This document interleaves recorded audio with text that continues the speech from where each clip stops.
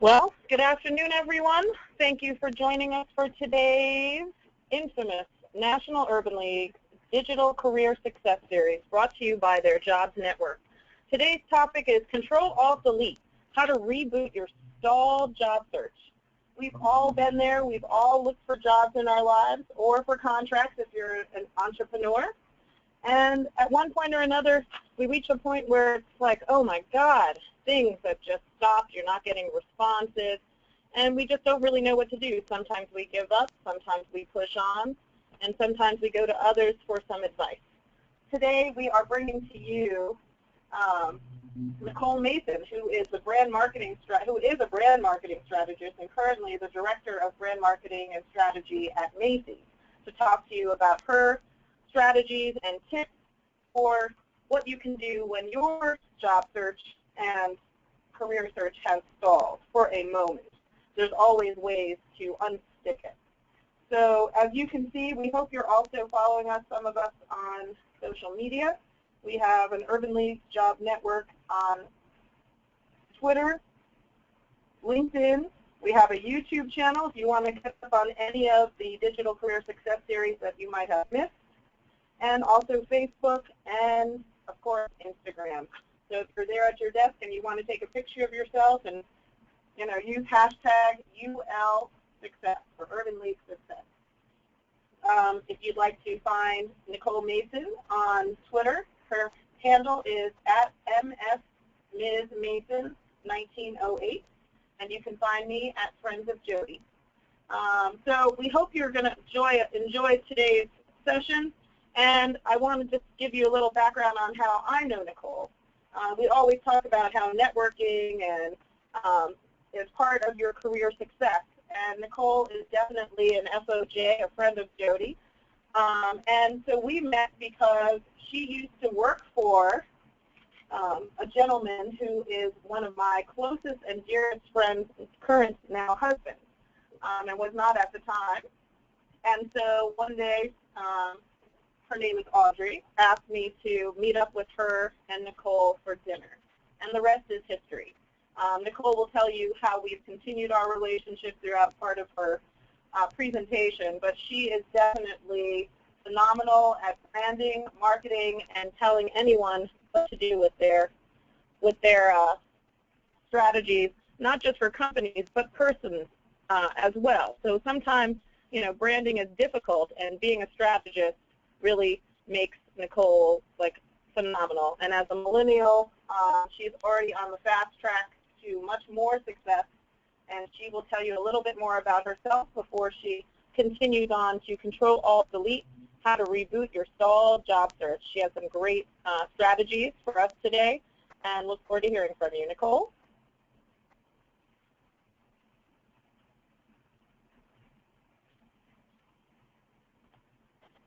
Nicole, are you there?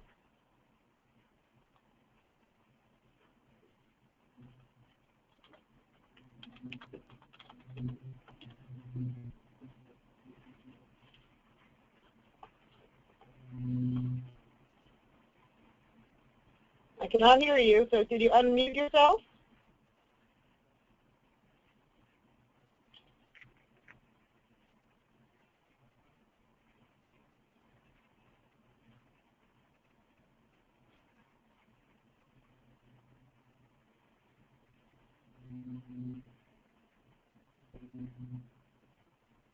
Nicole?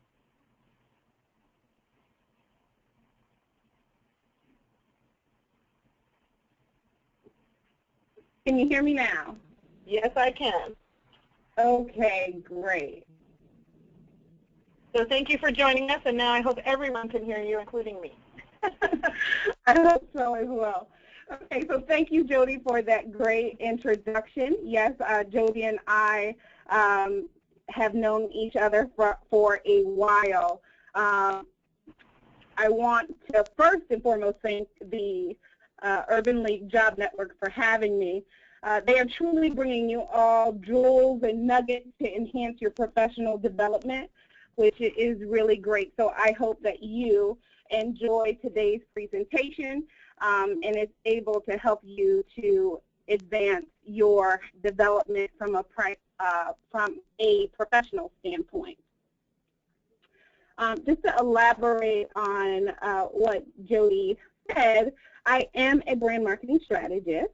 I've been in the marketing profession for over 10 years. In addition to Macy's, I also provide personal brand marketing services and coaching. And I really find pleasure in helping people to live their best life. So if you're spending more than 40 hours at work, then I want to make sure that you're doing what you love and making strides to achieve professional advancement. So that's great. Today, on today's call, I'll give you 5 tips on how to improve your job search.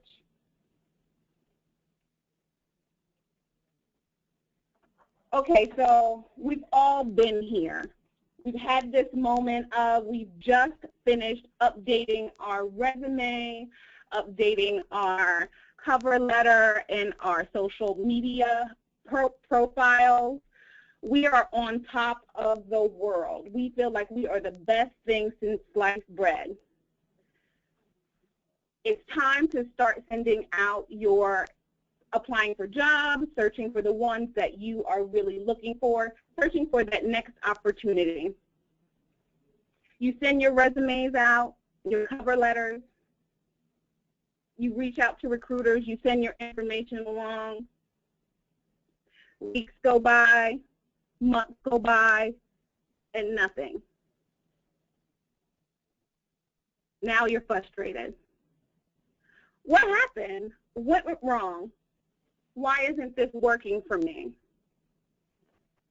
It just means that it's time to take a moment, take a break, and then revamp and reboot your job search. So on today's call, I'll share with you 5 tips on how to improve your job search. So we'll go ahead and start with setting expectations. The million-dollar question that we're always asked is, how long should it take me to find a job? And the answer to that really is that it depends. But if you really want an answer, I can definitely provide you with some averages that are out there that will help you to really level set the length of time that it will take you to find a job. So it'll take you a minimum of 6 months to 2 years. You can do it that way, use that benchmark. Or for our professionals, for every $10,000 you make in your salary, or that you want to make, equals 1 month in the job search process. So for example, if you make or want to make $100,000 a year, your job search will take you, you can calculate that it'll take you about 10 months. Okay? So let's go ahead and get started with the tips. Tip number 1, conduct an assessment. If you've gotten no bites, if you've even made it to the interview process but have not gone to or proceeded to additional rounds, it's time to kind of take an assessment.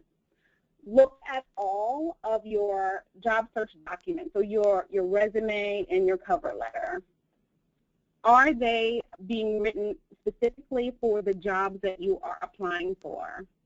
Is there information that you've seen when looking and searching for these jobs, perhaps from the job description, that give you little nuggets and ideas of things that you should be mentioning and saying in your resume to communicate your skill sets and how you'll be an asset for that company?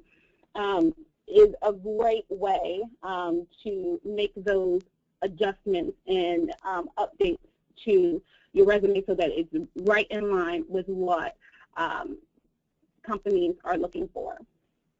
The other thing, too, is to take a look at your social media channels. Are you being positioned in the best light?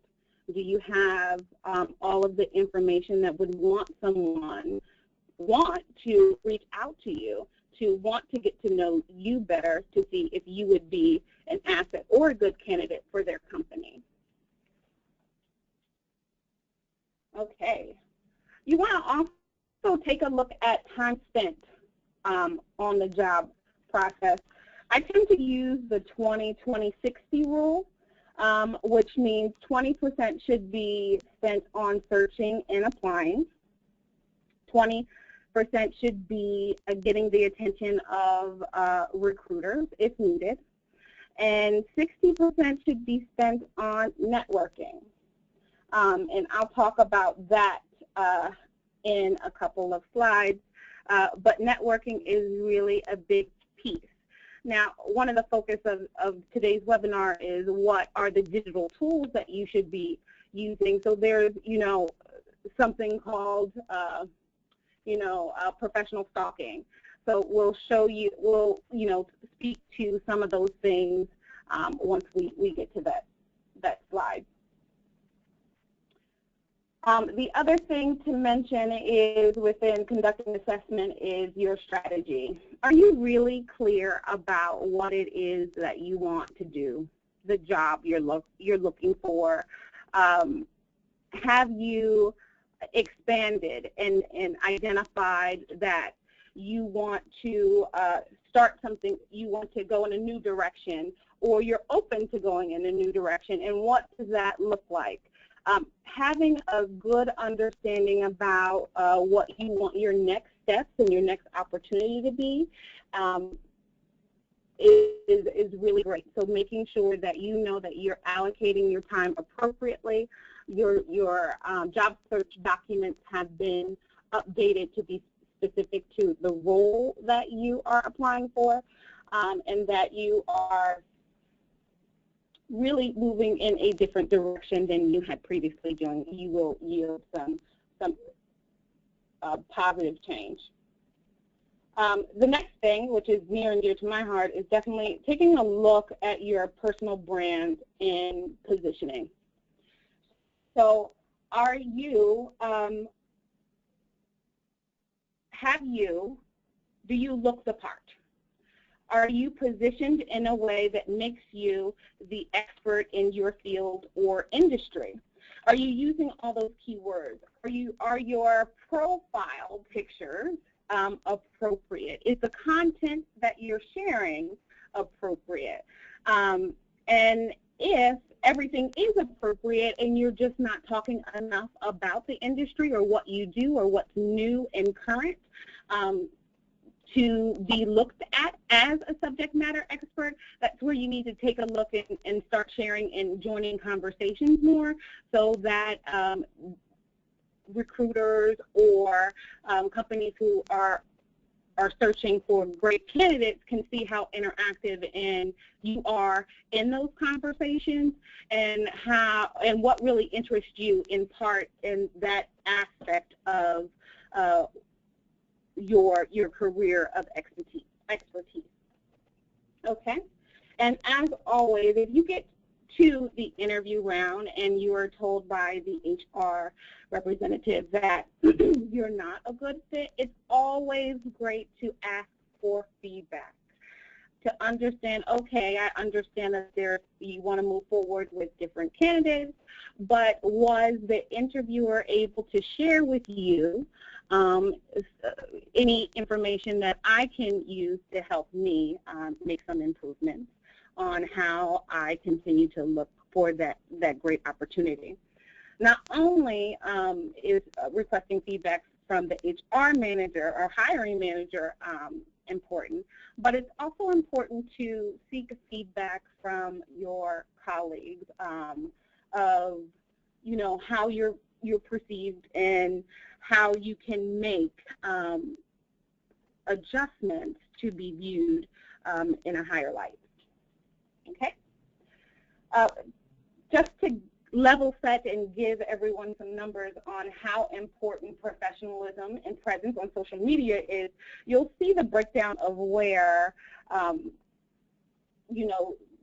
the eyes are definitely watching on those social media platforms. So for LinkedIn, 93% of companies use LinkedIn for recruiting. That is huge. 66% use Facebook, and 54% use Twitter. Eye-opening. Okay. Tip number 2, build your own personal board of advisors.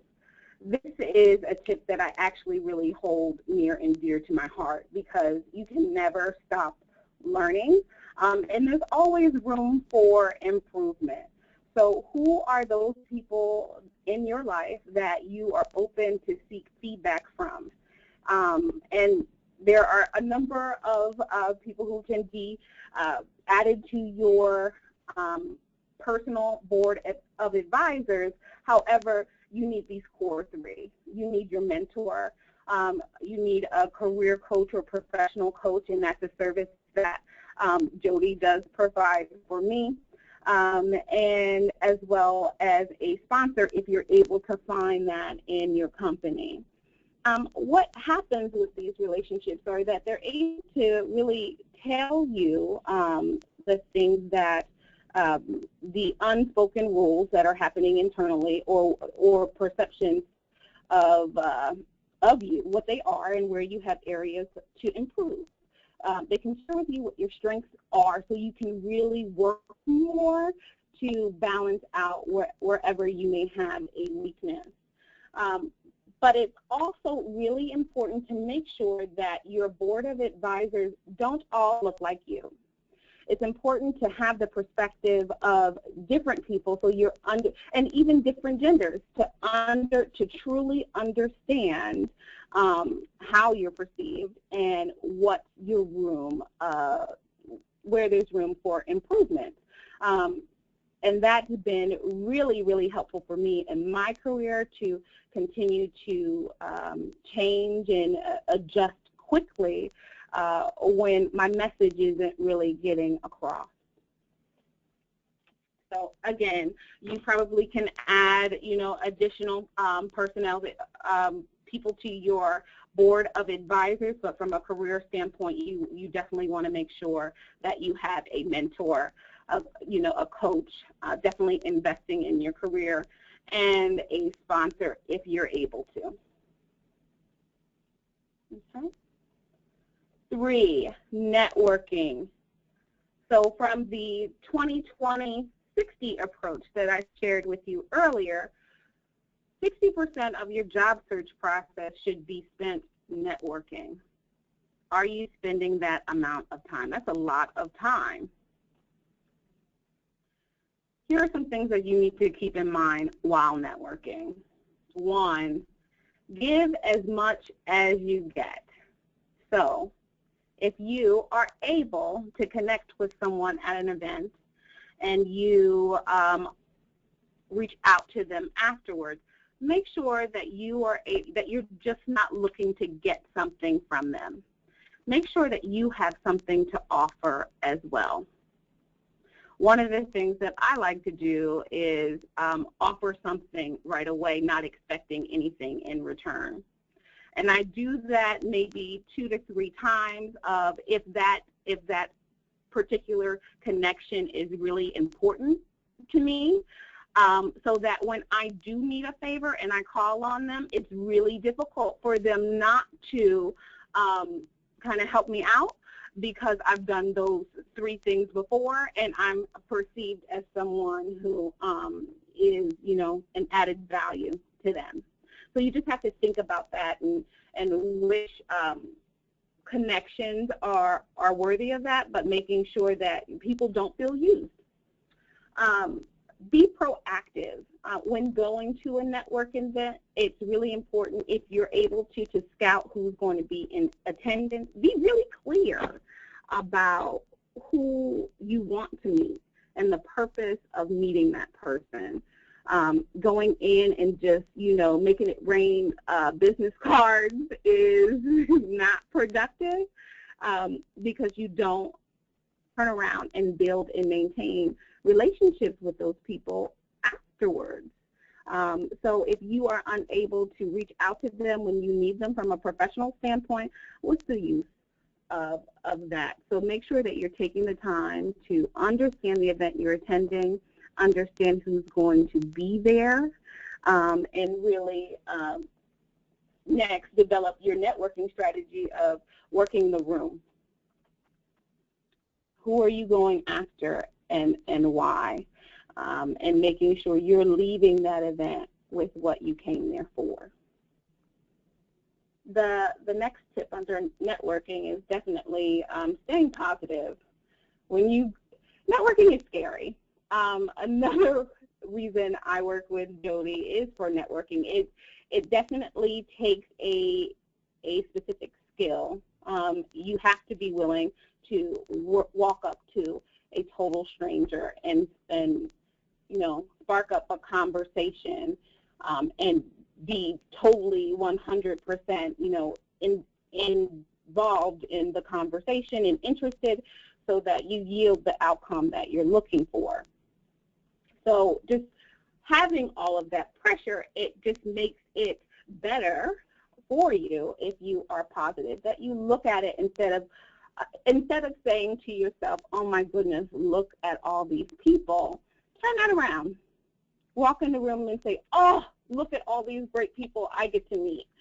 This is going to be a great night. And then have at it. Work that room. Find out who people are and what they do. And you just may be surprised at who you meet because you were open to that. Okay? And the next one, take full advantage of opportunities. If there are events or things that fall in your lap or that you can go to, go. Take full advantage. If you're in this job search process, it's really going to be important that you're out meeting people, that you're putting it out there, that you're looking for opportunities, and that is how those things will, those opportunities will be presented to you. Okay. Tip number 4, stay focused. So a way to stay focused, because you're already clear on what it is, what opportunity you're going after, you want to also have your top 10 list of what you want out of your next opportunity. We have to remember really that not only is the company interviewing you, but you're also interviewing the company.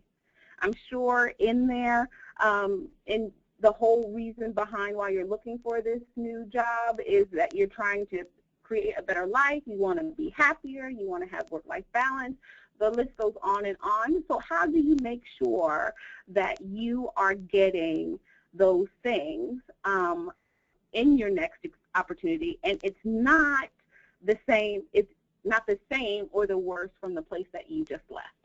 It's really key. So when you're developing that top 10 list of what you want from your next opportunity, you want to prioritize that list and really have the top 3 note that they are non-negotiable. So those are must-haves. Like if the job or the opportunity does not have these 3 things, you're not going to take it because that is important to you. The remaining 7, definitely you can bend where you need to, but not bend too much. But that is the way that you make this opportunity really work for you if you're, again, clear about what it is you want to get out of the opportunity, because you're bringing a lot to the table. Don't be desperate, really important, especially for someone who's been in the job search for a long time. It's kind of hard, especially if you don't have any type of income coming in and things are starting to get tight and you are, losing faith. It's really important for you not to be desperate, because a hiring manager, when interviewing you, can sense that. So maintain your confidence. Continue to know and understand your worth, and keep your A game on. It's really important. And again, do not settle. And by staying focused and having that top 10 list, you know, you won't settle. That's a sure way not to settle. Okay. Tip number 5, stay positive. So the big statistic for 2015 has been that we've seen the most job openings in the U.S. since 2007. So for those of us who can remember, you know, the recession started in 2008. So if we're going the year before where where jobs were plentiful, it's definitely a good outlook on that. Now, a lot of the jobs are in the technical space. It's definitely, we're focused more on mobile. A lot of startups are out there looking for the next new idea to continue to take us, you know, forward and onward. Lots of opportunities. So it's really great to see that the job openings for this year have improved significantly. It's just really great. And in February 2015, we had 5 million job openings in the U.S., so it just helps to put some things into perspective. And there is a rise in mobile job search, which I had previously mentioned. So in review, these 5 tips to improve your job search: conduct an assessment. We look at everything. Make sure that you are updating your documents and taking another look with new, fresh eyes to make sure that you are presenting yourself in a way that will catch the eye of a recruiter or a company.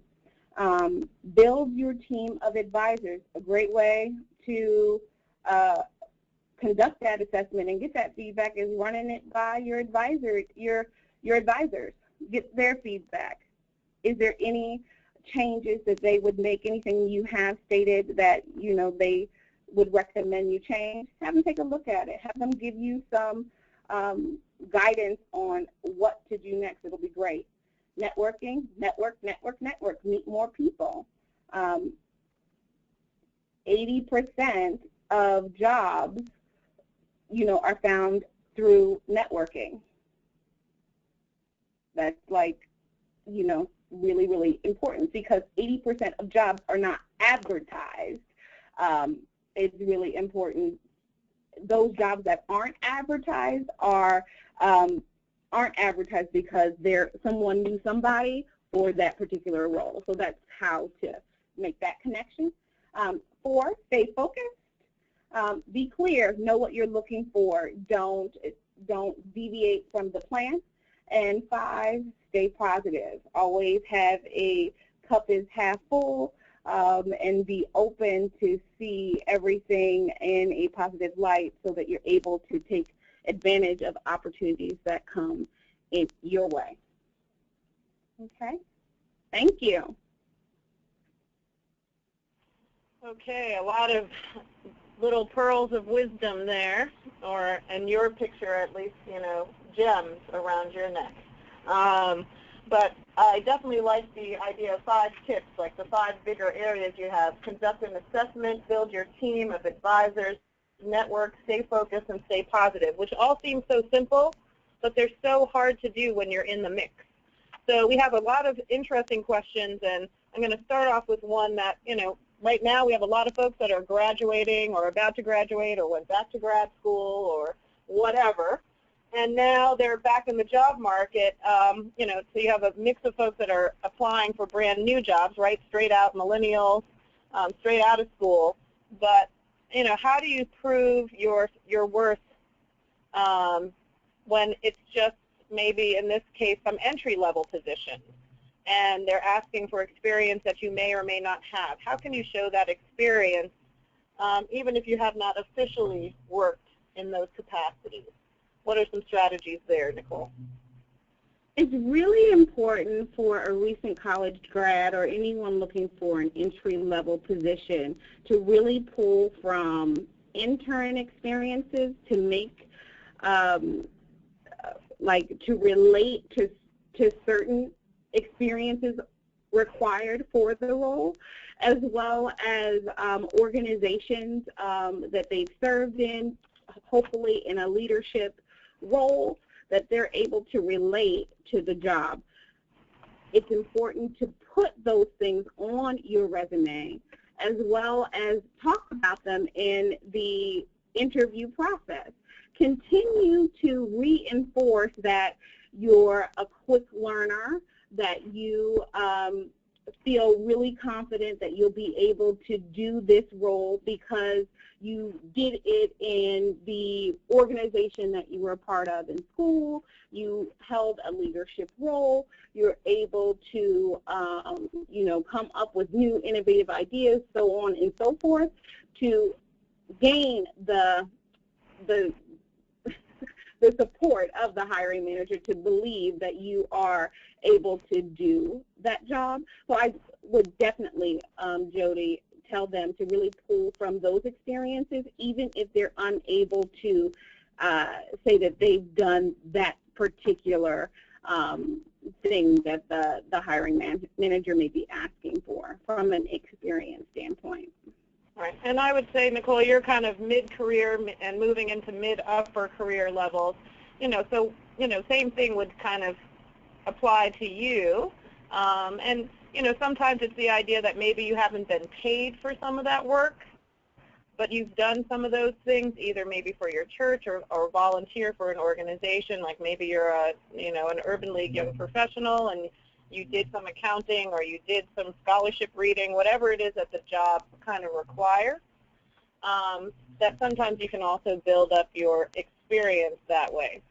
So the next question is, and this, Nicole, I know you love what you do, so you just want to move up and continue to do marketing, branding, not to say that you can't do anything else, but you really have found your journey and your lane for your career path. But there's others who are mid-career that would like some advice of, they're starting in they want to start in a new field that they have no real experience in, but have some, as you said, you want to have the passion and a job that, you want to go to every day, so they want to kind of shift that. How do they, make that change when they don't really have the experience in that area? I would definitely say, one, start with networking. Make sure that you are attending, if you're looking to change industries, those type of industry events. Start to associate and really be around people in that industry so that they know you. Let them know. Start having conversations with them to understand, hey, this is the experience that I have doing this thing in this role, but I'm looking to make this change. Do you know any opportunities where, I can come in and have an informal interview just to have a better understanding of what the requirements are, so I understand what, if it's a stretch for me to understand whether or not I can, really get into this new career or path, or if it's not that difficult at all and it really will be easy for you to make that change. Really, again, networking, finding people in that field, doing your research will help you to understand the level of work that will need to be done in order to do that.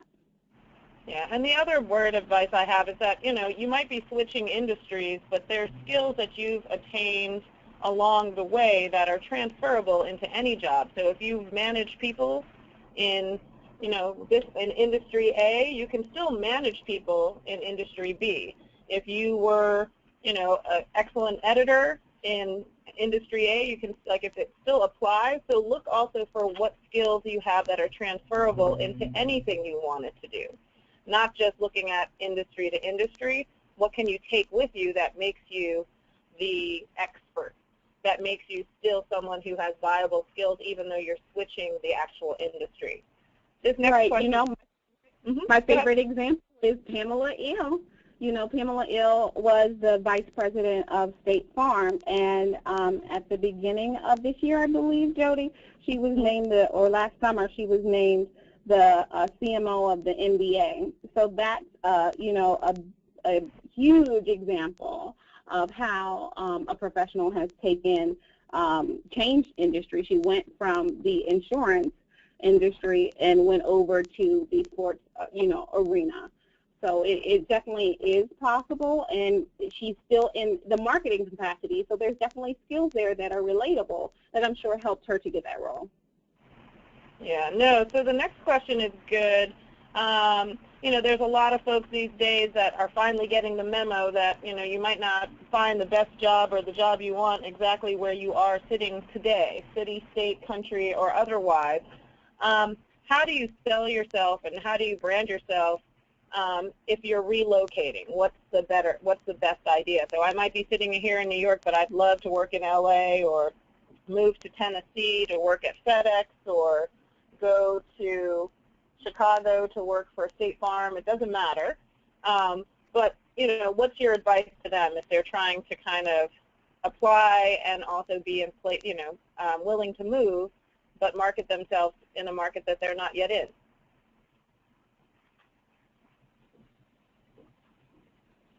That's a great question. So for people who are looking for jobs that are out of state, I think that that's great because, one, it gives you the ability to cast your net a bit wider than someone who is looking to stay in the area that they live. So first off, I think that that's great that some of you out there are actually looking to find your next opportunity in a different state. So it's all about being professional. I feel like make sure that you're branded appropriate for that industry. From a social media standpoint, after they look at your resume, if they get to that point, or if they're looking at you on LinkedIn, from a professional standpoint, that you look the part, you look the role. So make sure that you're putting your best foot forward for that. So someone in the fashion industry, you definitely want to make sure that you're up on the trends and you're knowledgeable about that industry, but that's applicable regardless of where you go if that is the industry that you're looking for. So making sure that you're able to speak to your achievements and what you've done in your career and that you are positioned correctly.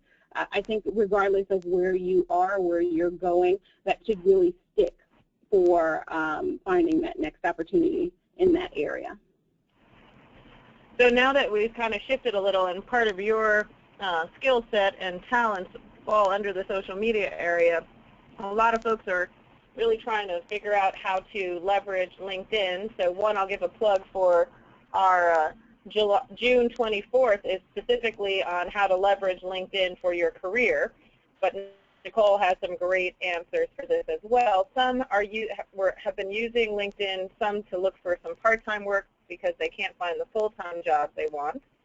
Others want to know, how do you improve what you have on your LinkedIn profile, and then how do you actually leverage LinkedIn to contact people in your network for applying for jobs at their company. So kind of looking at LinkedIn as the tool, how do you use it for your profile and your brand, also to get some part-time and or full-time work, and then overall, how do I, if I saw a job at Macy's, do I contact you to help me either apply for it, get some information about it? What's the best way to use LinkedIn for that? So I know Absolutely. It's a triple threat there, but I'm sure you can handle it. I know. I was going to say that's definitely a question with a lot of meat on it. So let's kind of take this apart and dissect it. So in my presentation, I said that 93% of companies use LinkedIn for recruiting. So for those of you who have this question, you are spot on of wanting to know, what do you really need in order to be in good shape on this particular social platform? So let's start with your profile page. Making sure that, one, your profile picture is appropriate and professional is a good thing to have. Two, making sure that your career experience is listed accurately. Okay? Now, if you have been in your field or have, been working for a very long time, some of us have maybe, 7 to 9 jobs over our career that to list, or different types of roles. You don't have to go into all of them, because it's assumed that as you accelerated and gone through those different levels, that some of those things you don't even have to mention. So when you first started out, you do not need to include information about what it is that you've done, but for the last 2 to 3 experiences, if they're really different, you want to talk about. So if you are a vice president now, you definitely want to have what you did in your vice president role, perhaps in your director role, and then in your manager role. You can either collapse that and just have what you did in where you worked in from the time frame. I hope you're following along with me there. If there are roles and responsibilities that you share in your director and VP role, make sure that they don't just say the same thing twice. Make sure that you're picking apart and putting those, making sure that each highlights the things that you've done and what you've achieved while in that role. Now, you don't want to have a long laundry list. A lot of the professional LinkedIn pages that, I've seen, they really keep it to about, 4 to 5 bullets, nothing more than that, because if they're really interested, they're going to reach out to you and they'll have that conversation. And don't have anything on your LinkedIn page that you are not ready to explain. That can get really uncomfortable for you. So that is the one thing about your LinkedIn page. LinkedIn has made some enhancements on the mobile device as well as on the desktop. So make sure that you are comfortable using LinkedIn, that you're aware of all of the additional features. You can now share that you volunteer and for what organizations. You can even put out there if you're looking to be on, to serve on a board for an organization, which is like really great for you to share and really add some personality to your profile page.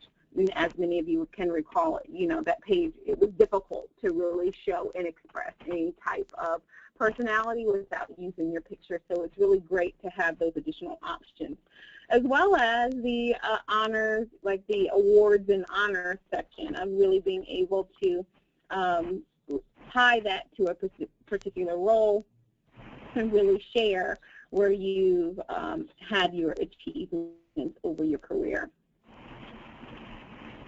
Yeah, no, excellent. So now, I'm going to shift it a little.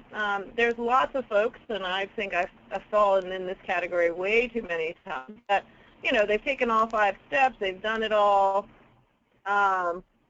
but they are often getting the overqualified. It's not that they're not getting any responses. It's stalled in the fact that either they're sometimes more qualified than the people who are interviewing them, so how not to come across,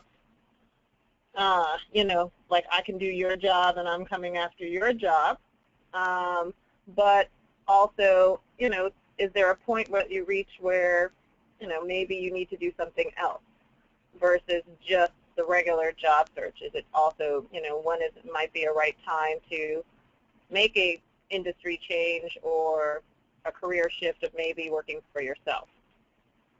Yeah, I think this goes back to one of the elements that would make a person frustrated in the job search. So this definitely calls for this person to go through the 5 steps and do the assessment. It's time to think, okay, how can I broaden my search, one, and, am I just looking for a particular role, and are there other roles roles that I'm able to leverage my skill sets for. So that's really important to really take the time to look at your skill sets to see where they're transferable, to really find additional opportunities. The other thing to mention is if you're getting you're overqualified feedback and response from a hiring manager or HR representative, it probably is because you probably are. So are you applying for a level appropriate position? A lot of time in a company that you may be in, some of us allow our companies to tell us our worth and what we're able to do. But if you look at a job description and you're in a manager level and a job description for a director has responsibilities that you have experience doing, then you need to start going out for, you have a space of being able to go for a director role. So making sure that is something that you think about and consider. Are you able to do what the job is asking? It may not be the same, title, because one company may have their structure be one thing, and another company it could be something totally different.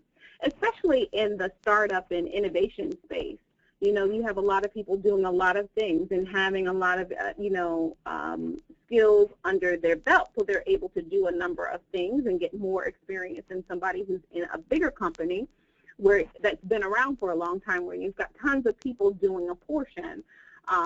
There's some value there. So make sure that you take a break, that you're assessing and making, trying to identify what the next steps for you. And Jody, to your point, it may be you just saying, I don't want to work for anybody. I want to start my own business. I want to control this ship, and that may be what's for you. Yeah, no, and this kind of shifts into the next question that comes across in a few different ways. But there's folks that feel that they are ready for a more senior position, right? They're ready for the executive director, a president, a CEO, a VP, a C-suite. And it's not that they're not getting some of the interviews also, but it appears to them that either, most people seem to be hiring laterally, but how do they, craft responses, either what's on their LinkedIn profile, what's on their resume, in addition to what they say, that can prove that their skills are at a higher level than what their current title dictates. And, so this is a mix for people who are kind of in-house and trying to move up versus someone who, coming from the outside, who's a director who wants to be the VP. So you kind of alluded to some of that, but how does, what do you answer? How do you make that shown, verbally in the interview? Because, they always say, oh, well, it says here you've done blah, blah, blah, right? But we need someone who's going to do this. So what's your take on that? I just want to take a step back and say I think this is where your board of advisors come in. So if you are senior level and you're looking for, a position in C-suite or in a leadership role, then you definitely need a sponsor, someone who is there to help you navigate and understand the nuances and questions and things that will be asked during the interview process. If it's an internal move, it's a way to gain alignment, to understand how to answer questions, to get that information that someone wouldn't know if they didn't ask. And that truly is the benefit of having a sponsor or a coach or, a mentor to help you understand those things so that you're prepared to answer the questions. And the hard questions that may come your way if you lack a particular skill set. So I wanted to say that is really important to help get through that stage and be more prepared for when those questions do arise. Yeah, and before we move ahead, I think it was kind of not 100% captured, and a few people are still asking, you know, just the idea of LinkedIn and how you refer to someone. So if I wanted Nicole's assistance potentially to help me look for a job at Macy's that I saw for the, you know, head consultant for business development position, you know, LinkedIn does have that, I call it introduction ask part of their application, but if I know Nicole personally, I'm going to reach out to her personally and ask her for her assistance. I really think that most people are like me, and it's a pet peeve if you say, oh, I see you know Nicole, and I'm interested in a job at Macy's, can you connect me?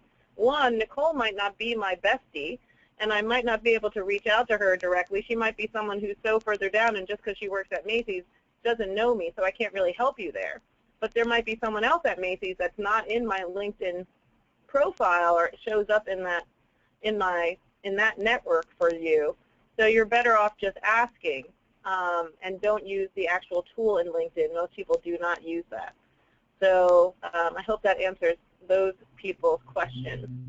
The other thing is we have a couple other folks that have been in their industry, whether or not it's IT, marketing, health management, for a while, and just trying to figure out how do they gain more knowledge in the role that they're at and maybe cross into another department or area within the company. Like they love the company they work for, or they're a new person who really believes that they like the company or brand that they were trying to work for. So, you know, so I might come in as a associate in something, you know, in finance and leave, but I really want to be in the IT department, or I'm in the IT department, I'm tired of it because I want to move to marketing because the projects I've been working on kind of cross me over into that department. So what's your advice of how to kind of cross-train and or switch your industry within a company? I actually see this a lot, and the reason a lot of people change departments or make lateral moves is so that they're able to round out their skill sets to make, you know, the career advancements to higher level roles later on down the line. Because as you acquire more responsibility, you have to cover more areas. So this is something that is actually more common than a lot of people think. But it's also having, if a skill set is required and you're wanting to go into a different area, you're definitely going to have to make sure that you are, you know, educated in that area, that may be taking a class, that may be taking a webinar. It may have a financial commitment, a time commitment in order to be able to make that switch. And then, you know, making it known that, hey, I have an interest in this area. What opportunities are available? These are the things that I have been doing because I really have a strong passion. Is there, you know, a way that I can kind of spend some time, you know, cross-training or working with you, so that when something comes along, you feel really good that I understand this company. I know what our, you know, our direction is, what our initiatives are. So that's one less thing you have to train me. The only thing that, you know, is lacking here is the level of experience, but the skills you have, and you can move quickly because you understand the interworkings of the company that you're in. Yeah. And how do you know, some people want to not work in an office, and some want to work from home, or that's part of, you know, we had to ask some of the audience along the way, like, you know, what were some of their top 10s that they would have, and some was telecommuting. And also, how do you find, you know, work from home or freelance work, or work that, you know, but with reliable companies? So speak to, you know, kind of the research piece on some of the companies, if you can. So each company is different regarding what they allow.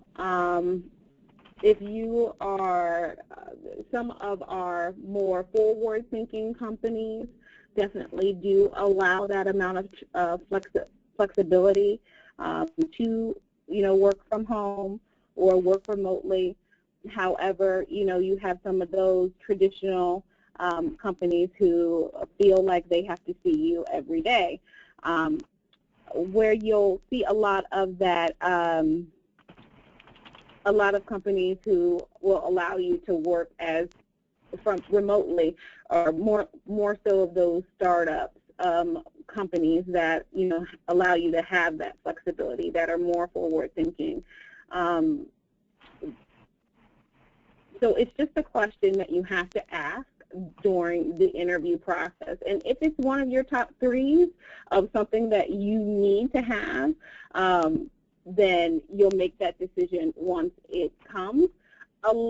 And in some cases, companies will put it in their job description at the top when they're talking about their company, about the level of, flexibility and what the benefits are for working there. They'll mention that. Just like they would do if, we give summer Fridays, or if you work, I'll just say 180 hours a week, you get a day off for free. Companies will promote that.